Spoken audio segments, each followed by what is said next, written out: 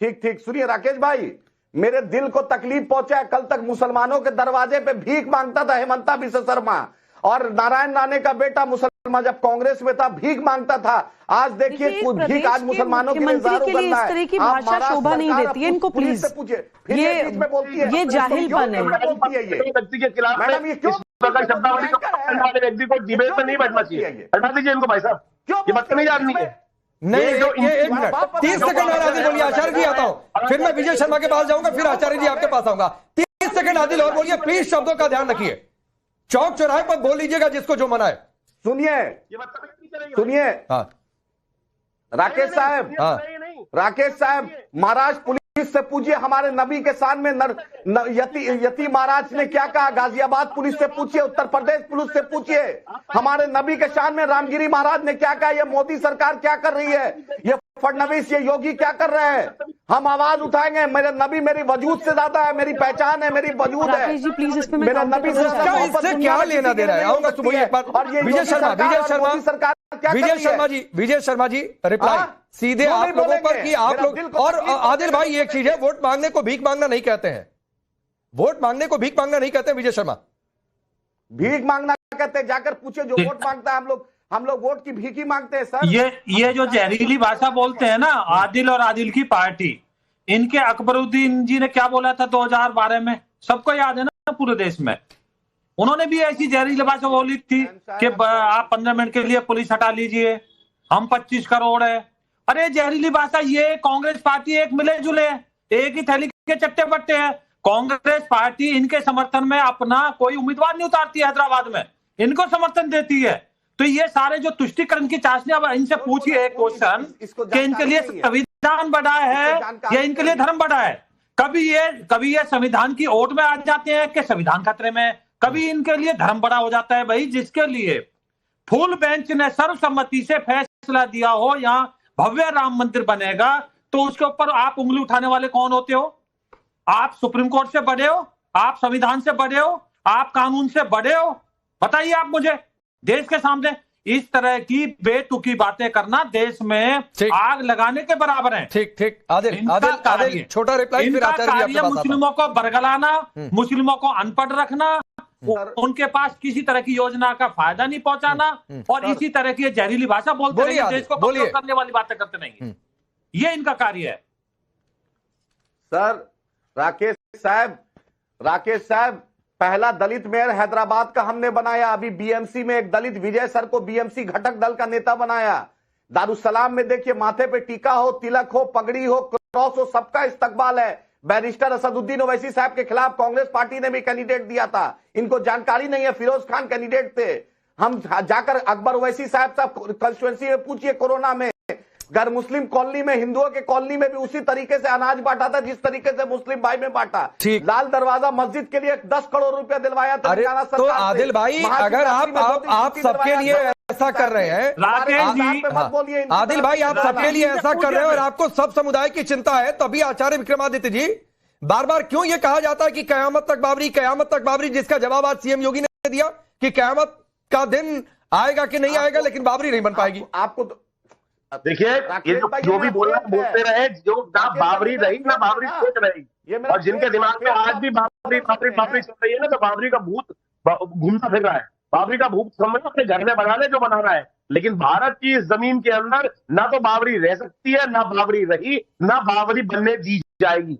जब भी बाबरी होगी उसका विध्वंस, संहार भी निश्चित है, इस बात को मान ले। और जो ये बाबरी की सोच साथ लेके चल रहे हैं, उनको साफ साफ समझ में आ जाना चाहिए कि अब ये सोच को या तो हटा दे, माननीय सर्वोच्च न्यायालय के आदेश से कोर्ट हम जीते हैं। अगर तलवार के बल पे जीतना होता तो कब तक हरा दिए होते, खत्म कर दिए होते। हिंदू समाज शांति से बर्दाश्त करता है, शांति से रहता है। 1992 की घटना, पुलिस हटा लो, पुलिस हटी थी 1992 में पुलिस, और जब हटी थी ना पुलिस, साफ कर दिया था। हिंदू समाज को इतना अशांत ना समझो, जबरदस्ती शांति है, शांति बने रहने दो, लेकिन अशांत हुआ हिंदू समाज तो वो विध्वंस दोबारा हो सकता है। नहीं, ये इस तरीके की बात भी नहीं। आदिल बोलिए, आप कुछ कहना चाह रहे हैं? भाई साहब, राकेश पांडे जी क्या बोल रहा है? इनके सामने ये बदतमीजी करे जा रहे हैं। माननीय सर्वोच्च न्यायालय, कोई बदतमीजी, किसी को बदतमीजी की परमिशन नहीं है। शो में किसी को बदतमीजी की परमिशन नहीं मिलेगी। ये डिबेट शो है। बोलिए आदिल। राकेश भाई, मुगल के वंशज को दिव्या कुमारी को डिप्टी सीएम इन लोग ने बनाया। ताजमहल में 96 करोड़ रुपया आता है, वहां उस मस्जिद के इमाम को सिर्फ 8,000 रुपया मिलता है। 96 करोड़ रुपया आया। लाल किला उसी मुगल के वंशज ने बनाया जिस पर झंडा फहरा रहे हैं। इसलिए ये नहीं बोलिए दिव्या कुमार को डिप्टी सीएम बनाए हैं। और संघमित्रा सांगा जो कश्मीर में मंदिरों को तोड़ा था, उस पर इनकी मुंह से बोली नहीं निकली। अरे आपकी भी मुंह से बोली नहीं निकलती है कि औरंगजेब ने कितने मंदिर तोड़वा दिए। मंदिरों को तोड़ा। आप कह रहे हैं कि लाल किले मुगल बनाकर चले गए, तो मुगल अपने घर से लाल किला लेकर नहीं आए थे। यहाँ के पैसों से, यहाँ की मिट्टी से, यहाँ के लोगों के पसीने से बना, यहाँ के लोगों के खून से बना। अरे तो उस पर हक जताना बंद करिए। तो बाबरी मस्जिद भी है सर, बाबरी मस्जिद भी यहीं के लोगों ने बनाया था। बाबरी मस्जिद का अकीदा है मेरा, मस्जिद जहां थी वहां रहेगी, क़यामत के दिन अल्लाह उसे उठा लेगा। ये मेरा फेथ है।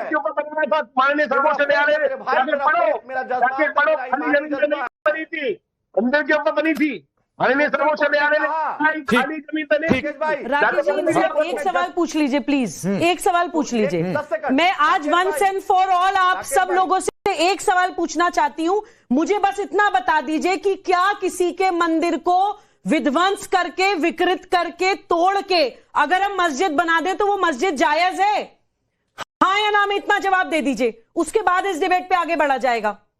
राकेश भाई, हाँ दीजिए, जवाब दीजिए। किसी भी मस्जिद को, ये मेरा फेथ है, कभी भी अरे बोलने दो यार, देखिए बोलेगी बीच में। बोलिए। राकेश भाई सुनिए, मस्जिद जो है वो अल्लाह का घर है, एकदम इस्लाम के प्रिंसिपल में लिखा है कि ना इंक्रोचमेंट कीजिए, ना कब्जा कीजिए। मस्जिद का बिजली बिल भी भरते हैं, टैक्स भी देते हैं। इस परिभाषा के हिसाब से बाबरी मस्जिद थी ही नहीं। इस परिभाषा एक चीज अरे सुनिए, नहीं सुबोई, अभी बाबरी अयोध्या से थोड़ा सा आगे। आदिल, आपने कहा ना कि बिजली का बिल, पानी का बिल। एक मिनट सुबोई, आप मथुरा कभी चले जाइएगा आदिल, आपको चैलेंज दे रहा हूं। आप सुन लीजिए आदिल, सुनिए, आप मथुरा चले जाइएगा, जो विवाद चल रहा है और जहां पर मस्जिद है, आपको पता है वहां का नगर पालिका, पानी, बिजली, सबका बिल कौन भरता है? कृष्ण जन्मभूमि संस्थान भरता है, नहीं भरती है वहां की मस्जिद कमेटी। आप कभी चले जाइएगा। अच्छा, और जिस समझौते की सुनिए, और जिस समझौते की आप बातचीत करते हैं वो समझौता भी झूठा है, और उस समझौते को मान भी लिया जाए तो भी साबित होता है कि वहां पर पहले मंदिर था और समझौता हो गया, तब ठीक है अपनी परिभाषा। राकेश भाई, परिभाषाएं भी जरा बिल वाला जवाब आने दीजिए। बिल वाले पर क्या बोलते हैं? बोलिए बिल वाले पर बोलिए। देखिए राकेश भाई, इस देश की खूबसूरती है मस्जिद, मंदिर, गिरजा। बिल वाले पर आइए, गोल्डन टेम्पल पता कीजिए। बिल नहीं, मैं आपकी खूबसूरती की बात से सहमत हूं आदिल, लेकिन आपने तर्क दिया ना कि बिजली का बिल, पानी का बिल, तो मथुरा वाले में यह फॉर्मूला नहीं लागू होता है।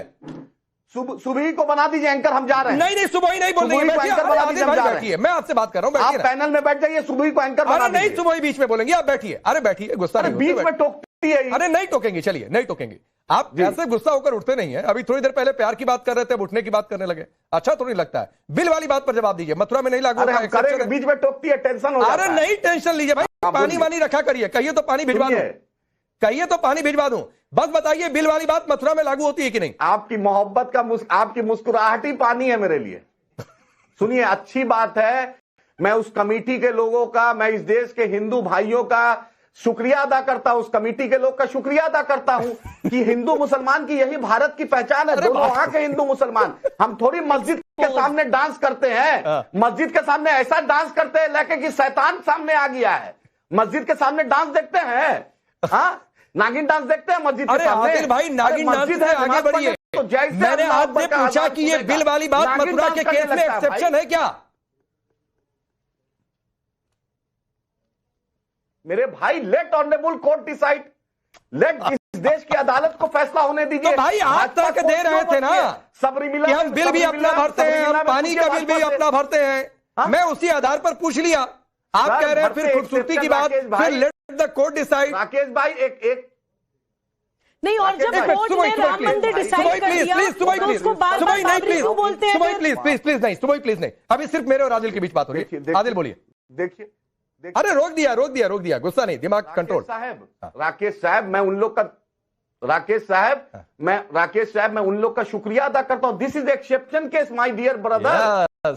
मस्जिदों में, केरल में, तमिलनाडु में, तेलंगाना में, हैदराबाद में नीट का एग्जाम, आईआईटी का एग्जाम का सेंटर बगल में रहता है। लोग, हिंदू कम्युनिटी, दूसरे कम्युनिटी के लोग रेस्ट करते हैं। ठीक, मस्जिदों में आराम करने के लिए दिया जाता है। यह भी एक एग्जाम्पल है मेरे भाई। बिल्कुल आदिल, मैं आपकी इस बात से सहमत हूं। मत पढ़िए, मैं आपकी फसाद भाजपा। आदिल भाई, मैं आपकी इस बात से सहमत हूं, आपने जो बात कही, लेकिन बिल वाली बात पर आप फंस गए। अब चलिए मैं आगे बढ़ता हूं। संजय सरकार, एक बाबरी तो आपके यहां भी बन रही है, पहले पार्टी में रखे थे, अब पार्टी से बाहर निकाल के बन रही है। संजय सरकार, देखिए राकेश जी, सबसे बड़े बात क्या है ना, भारतीय जनता पार्टी यहाँ पर 128 का एक बहुत बड़ा खेल है, खेल में शामिल हुए हैं। कैसे खेल और कैसे शामिल, दोनों पक्षा तरफ से गणित समझिए। क्या होता है यहाँ पर 76 जो सीट है ना, वो बंगाली मुस्लिम इलाका में पड़ता है, और जो 52 जो सीट है ना, उसमें 30 से 45% तक मुसलमान को वोट है।